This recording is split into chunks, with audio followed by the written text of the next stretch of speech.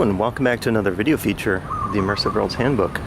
Today I am back in Singapore, and as you can see we are passing by the world famous close to $5 billion Marina Bay Sands, and next to it the iconic avatar-like structures at Gardens by the Bay. And specifically I want to take you into some of the features at Gardens by the Bay here on this very humid day in Singapore. So let's take a look around. So you can actually see here we're entering the room right before the opening to the flower dome. So you get this fairly dramatic entrance area here just as we're about to go inside.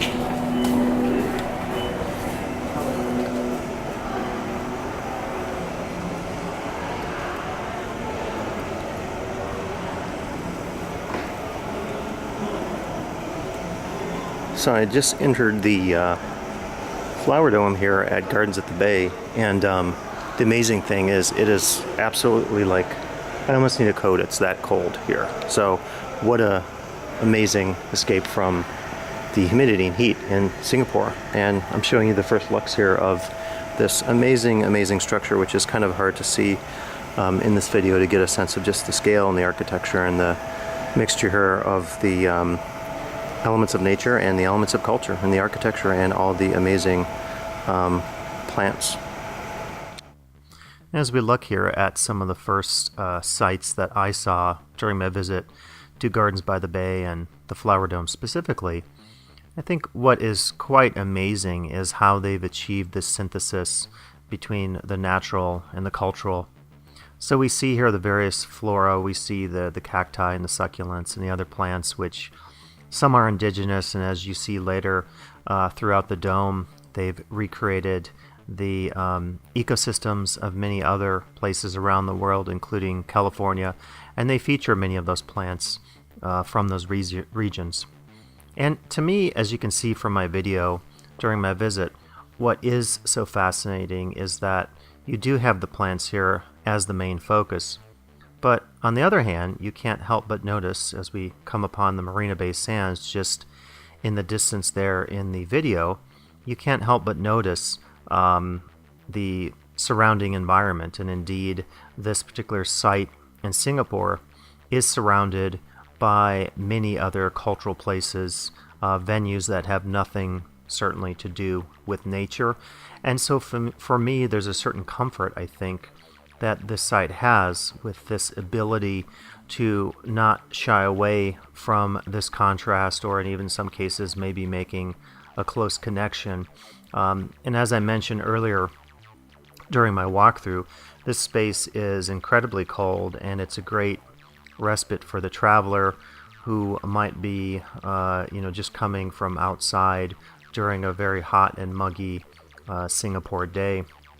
And this particular sculpture here, I was quite amazed with it. You could see it has a very postmodernist character to it, where you have this presumably family traveling and their bodies are invisible at the torso. And this section here, I'll be doing a separate feature on this, but it's a game you play at the end of the Flower Dome that focuses on the significance of conservation, environmental destruction and degradation, and so forth. So I hope you'll have a chance to listen to that video in which I go into more depth about this particular feature of the Flower Dome.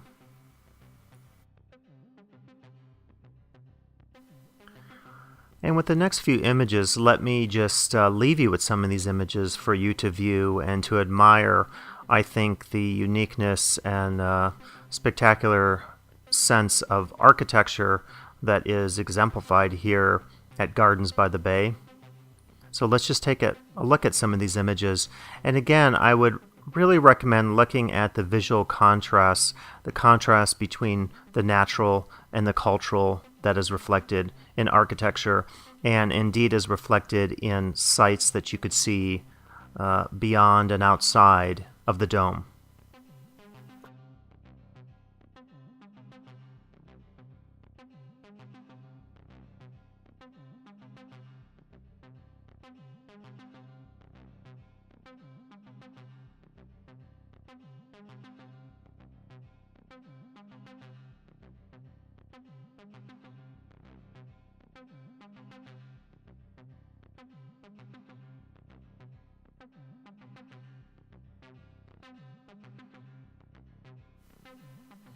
And in just a bit, we'll be leaving this space of the dome, and I'll be taking inside a short segment in which I focus on the second space of Gardens by the Bay, which is the cloud forest. So you can check out that short commentary here in just a bit.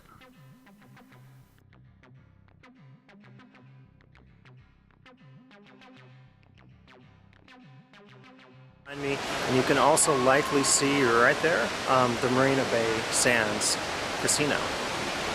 And as we walk here, you can see just the sense of how the space has effectively merged nature, architecture, and quite amazing space, as you can see here. 360 view.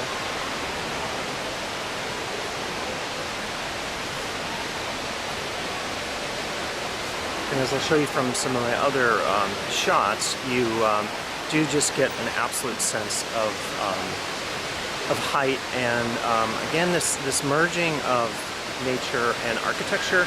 And you would think at some levels that they would just focus on the nature, but they've done, I think, in a rather postmodern sense, a merging of the two, as you can probably tell from some of my images and video.